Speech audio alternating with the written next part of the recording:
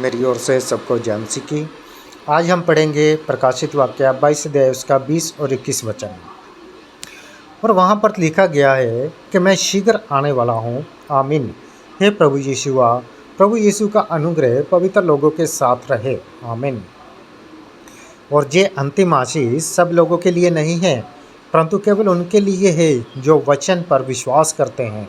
देख, मैं शीघ्र आने वाला हूँ। और कहते हैं आमीन। हे प्रभु यीशु जो कोई उसकी आगमन की प्रतिज्ञा पर विश्वास करेगा और आमीन कहेगा, वे एक सबसे अद्भुत आशीष पाएगा, अर्थात हमारे प्रभु यीशु मसीह का अनुग्रह।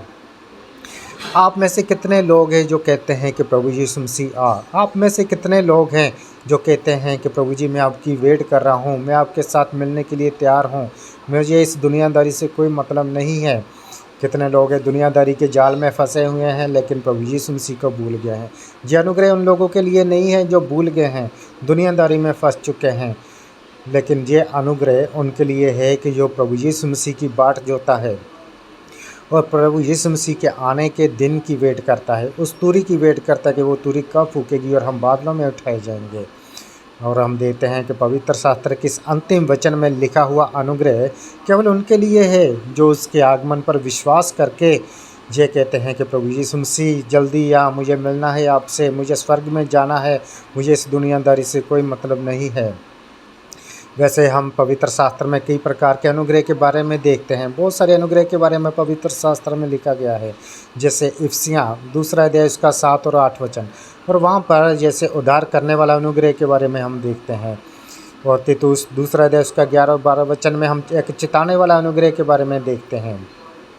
इब्रानियों 13 अध्याय में उसका दृढ़ करने वाला अनुग्रह के बारे में देखते हैं। ऐसे हम कई प्रकार के अनुग्रह के बारे में पवित्र शास्त्र में देखते हैं, परंतु जहाँ कहा गया है कि अनुग्रह वह है जो प्रभु यीशु मसीह के प्रकट होने के समय तुम्हें मिलने वाला है, जैसे पहला पत्रस 1:13 वचन में लिखा है, जिसे प्रभु के आगमन के लिए हमें तैयार करने वाला अनुग्रह करके कह सकते हैं। ये अनुग्रह हमारे जीवन में एक अद्भुत काम करता है।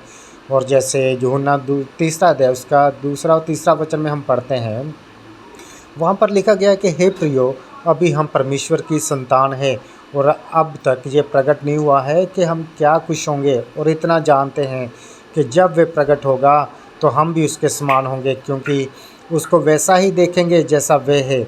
और जो कोई उस पर आशा रखता है वे अपने आप को वैसा ही पवित्र करता है जैसा वे है। हालेलुया। इसलिए आप सबको सोचना चाहिए, अपनी ओर ध्यान करना चाहिए कि क्या आपको ये अनुग्रह चाहिए जो हमें उसके आगमन के लिए तैयार करता है। हर क्षण, हर घड़ी, हर समय, हर दिन, हर हफ्ते हमें ये देखना है कि हम उसके आगमन की तैयारी के साथ जीवन बिता सकते हैं। ये उसका अनुग्रह है जिसने आपका उद्धार किया। यही उसका अनुग्रह है कि जिसने आपको पवित्र आत्मा से भरा और अब तक संभाला है। और ये उसका अनुग्रह है जो आपको उसके गुप्त आगमन के लिए तैयार करेगा। उसके अनुग्रह के बिना आप स्वर्ग में नहीं जा सकते। इसलिए प्रकाशित वाक्य 22 अध्याय में 17 से 20 तक लिखा है कि आत्मा और दुल्हन दोनों कहती है कि आ, और सुनने वाला भी कहे कि आ। हालेलुया। प्रभु यीशु मसीह का ये अनुग्रह आप सब पर होता रहे और परमेश्वर के आगमन के लिए ये अनुग्रह आपको तैयार करे। और परमेश्वर, हमें प्रार्थना करना चाहिए कि परमेश्वर हमें ये अनुग्रह दे कि हम आपकी आगमन में उठाए जाए। परमेश्वर इस वचन के द्वारा आप सबको आशीष दे।